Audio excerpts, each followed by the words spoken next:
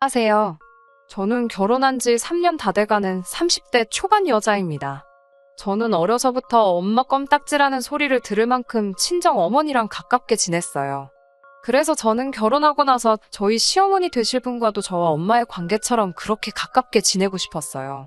제가 사랑하는 남자의 어머니이니까 그 정도는 할 수 있다고 생각했어요. 제 고향은 대전이에요. 하지만 서울로 대학을 다니게 되면서 기숙사 생활을 했습니다. 그리고 대학교 3학년 때는 영국으로 유학을 가기도 했고요. 대학을 졸업한 후에는 서울에 있는 회사에 취업을 했기 때문에 부모님과는 줄곧 떨어져 지냈습니다. 그래서 매일매일 부모님과 최소한 전화 한 통씩은 했어요. 어제도 통화했는데 오늘 하루도 또 할 이야기가 많았고 시시콜콜한 이야기를 많이 했거든요. 그러는 동안 저에게는 남자친구도 생겼어요. 남자친구는 말수가 적고 조용한 성격이에요. 회사에서 선배 소개로 만난 남자친구와는 1년의 연애 끝에 결혼을 약속하게 되었습니다. 결혼식까지 어려움 없이 모든 것이 원활하게 진행되었어요. 다른 친구들은 결혼 이야기가 오가기 시작하면 시댁에도 자주 오가고 하던데 저는 그런 건 없었어요. 저는 그게 시모가 다 저를 배려해서 그런 건 줄로만 알았습니다. 그런데 그게 아니었어요. 신혼여행을 다녀와서 시댁에 인사를 드리러 간 날이었습니다. 시모는 저를 앉혀놓고 말하길 딸은 딸이고 며느리는 며느리라고 생각한다며 자신에게는 딸 같은 며느리는 필요 없다고 하시더라고요. 저는 그저 며느리 도리를 잘하고 남편을 잘 섬기면 된다고 하시더군요. 저한테 당부할 이야기가 있다고 하시더니 바로 저거였네요. 처음에 저는 솔직히 시모가 농담하시는 줄 알았어요. 그래서 아니에요. 어머님, 저는 어머님과 가깝게 지내고 싶어요. 라고 애교를 부렸습니다. 그런데 시모가 정말 정색을 하면서 요즘 TV에서 딸 같은 며느리 어쩌고 하는데 난 내 며느리가 나한테 그렇게 기어오르는 게 싫다고 하시더라고요. 순간 얼마나 분위기가 싸해지고 전 또 거기서 얼마나 무안하던지요. 옆에서 다 듣고 보던 남편이 엄마 왜 그래라며 상황을 수습하려고 했지만 저는 정말 서운하고 속상했어요. 그렇게 그날 밤 집에 돌아와 곰곰이 시모의 말을 곱씹어보고 그래, 내가 생각하는 며느리 도리만 잘하자고 마음먹었습니다. 제가 생각하는 며느리 도리라는 건 시어머니께 알리거나 상의할 게 있으면 제때 연락을 드리고 생일이나 명절 잊지 않고 잘 챙기는 정도였어요. 며느리 도리만 잘해도 언젠간 내 진심을 알아주시지 않을까라는 미련한 기대도 놓지 못하고 있었고요. 사실 제가 어디 가서 미움받은 적은 없었는데 시모가 먼저 저렇게 선을 그어버리니까 어떻게 해야 할지 잘 모르겠던 것도 있었습니다. 한 번은 무슨 일이 있어서 시댁에 간 적이 있는데 시모가 썩은 배를 잔뜩 버리고 있었습니다. 저는 이게 다 뭐냐고 여쭙고 시모는 명절에 배가 너무 많이 들어와서 신우 좀 나눠주고 했는데도 다 못 먹었더니 이렇게 상해버렸다고 하시더군요. 시댁이랑 저희 집은 참고로 차로 15분 거리입니다. 이렇게 버리실 거면 저희한테도 좀 가져가라고 전화 한 통만 해주셨으면 어땠을까 싶더라고요. 저에게는 냉랭한 시모였지만 본인 자녀들과의 관계는 저와 친정어머니의 관계랑 비슷한 느낌이었어요. 특히 신우는 차로 1시간 거리에 살았기 때문에 친정에 자주 오지는 못하는 것 같았지만 연락은 매일같이 하는 것 같더라고요. 신우는 저와 동갑으로 아직 미혼이고 현재 유치원 방과 후 교사로 일하고 있었어요. 하루에 4시간 정도만 하는 일이라 체력적으로 크게 힘들지 않다고 했고요. 다만 머리가 넉넉지는 않다고 들었습니다. 결혼한 지 6개월 정도 지났을 무렵 저는 회사 생활을 정리하고 작은 클레이 아트 공방을 차리기로 결심을 했습니다. 다행히 집 근처 상가에 적당한 매물이 있었기에 과감하게 도전해보기로 했어요. 시어머니께 그래도 말씀을 드려야 할 것 같아서 상황을 설명드리니 시모는 여전히 남편 잘 챙기고 며느리 도리만 소홀하지 않으면 네가 뭘 하건 나는 신경 쓰지 않는다고 말씀하셨어요. 그러자 남편이 옆에서 저에게 그러면 자기는 이제 퇴근하고 나서 와이프가 차려주는 따끈한 밥상을 매일매일 받을 수 있는 거냐고 묻더라고요. 제가 나 지금 놀려는 거 아니고 새로운 사업을 시작하는 거라고. 나도 남편이 차려주는 따끈한 저녁 밥상 좀 받아보고 싶다고 하니까 입을 대빨 내밀더라고요. 하지만 저도 지지 않고 저녁은 돌아가면서 시간 되는 사람이 하자고 버텼습니다. 결국은 제 말대로 하기로 했고요. 물론 시모한테 크게 한 소리 들었습니다. 솔직히 저도 시모가 분명히 뭐라고 할 걸 알고 있었어요. 남편을 잘 챙기라는 건 남편 굶기지 말고 며느리 도리를 잘 하라는 건 회사 다닐 때처럼 용돈이나 생활비는 제때 잘 보내라는 거였죠. 물론 남편 수입이 저보다 많았고 그 부분은 남편이 담당하고 있었기 때문에 제가 마음이 상하거나 할 일은 없었습니다. 게다가 다행히 공방은 입소문이 나면서 그럭저럭 회사 생활 때와 비슷한 수익을 내고 있었어요.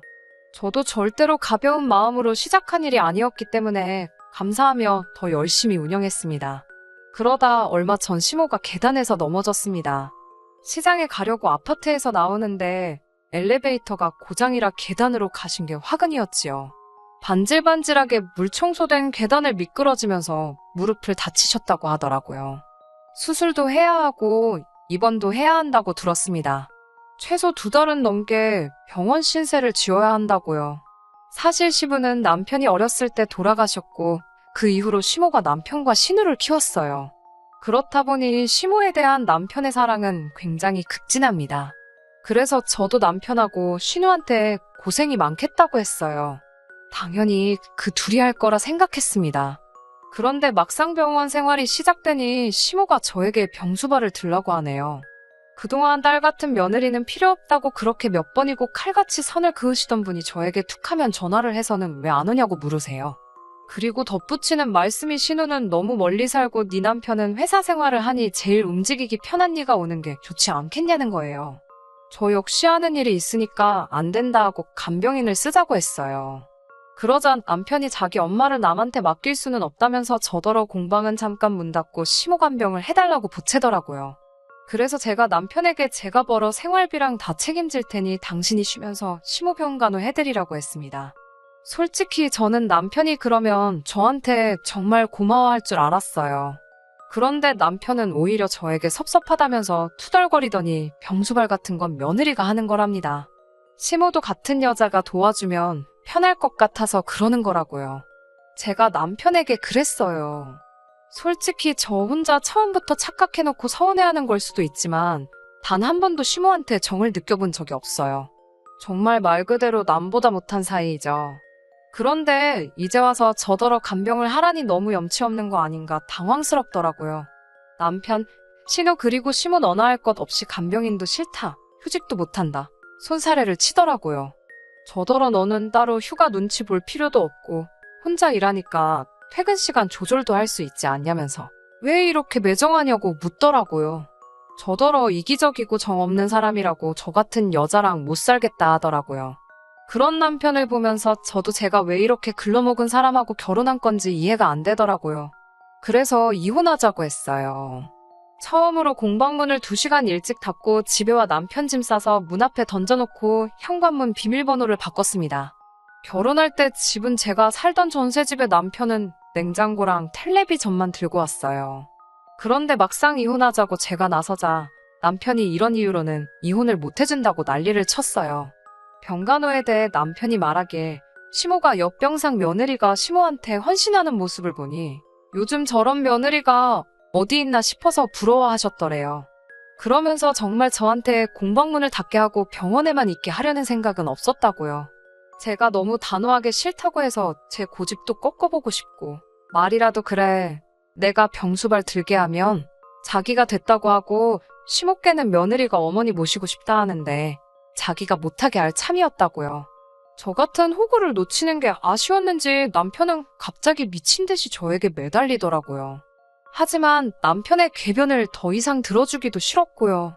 저는 그저 남편에게 시모간병 잘하고 앞으로 잘 지냈으면 좋겠다고 인사하고 뒤도 돌아보지 않았습니다. 남편은 그럼 자기 어머니는 어떡하냐고 거의 오열에 가까운 눈물을 보이더라고요. 저더러 시모가 안쓰럽고 애틋하지도 않냐면서요. 그래서 저도 남편에게 시모가 우리 친정어머니도 아닌데 내가 왜 애틋함을 느끼겠냐고 물었습니다. 아마 저희 부모님한테 안 좋은 일이 생긴 거였다면 공방이고 뭐고 다 때려치고 그 옆에만 지키고 있었을 겁니다. 제가 처음부터 시어머니께 딸 같은 며느리가 되겠다 다짐했을 때 선을 긋지 않고 제 마음을 있는 대로 받아주셨으면 며느리의 도리를 찾는 게 아니라 정말 시어머니께 친딸 같은 존재가 돼요. 저도 2발 뻗고 나서서 병수발을 들어드렸을 거예요. 하지만 저는 딸 같은 며느리도 아니고 일개 며느리일 뿐이었잖아요. 그런 저에게 이제 와서 염치 없이 왜 병수발을 들라고 하시는지 도저히 이해가 안 됩니다. 저는 쉼없게 자식 두 분한테 자식 도리를 잘 지키라고 가르쳐 주시라고 한마디 하고 모두가 보는 앞에서 이혼 도장을 찍었습니다. 시어머니도 남편도 신우도 이 상황에 분개했지만 그 좋아하는 자식들 냅두고 저한테 수발을 들라고 하는 상황이 억지인 건 자기들도 알고 있는지 이혼을 선언한 제 앞에 아무 말도 잊지 못하더라고요. 그리고 현재 저는 혼자 잘 먹고 잘 살고 있습니다. 공방도 계속해서 잘 되고 있고요. 제가 수발을 들지 않았다면 앞다투어 시어머니 돌볼 거라고 생각했던 두 여자들은 결국 어찌할 방법을 찾지 못해 제가 애초에 제안한 대로 간병인을 구했더라고요. 본인들이 하기 싫고 또 시키자니 눈치 보이는 일들은 왜 다 며느리에게 떠넘기는 걸까요? 저에게 조금이라도 곁을 내어주셨다면 저라고 이렇게까지 하지 않았을 거예요. 애초에 며느리가 가족의 일원이 되려고 한 게 저의 욕심이었을까요? 그 집구석을 탈출하게 된 건 축하받을 일이지만 아직도 가슴속 한켠에는 제가 앞으로 다른 사람을 만나게 된다고 한들 정말 제가 그들에게 외부인이 아닌 한 사람의 가족 구성원이 될 수 있을런지 참 많은 생각이 오고 가네요. 밤 공기가 아직 싸늘한데 기분이 괜히 싱숭생숭해져서 사연 한번 적어보았습니다. 끝까지 들어주셔서 감사하고요.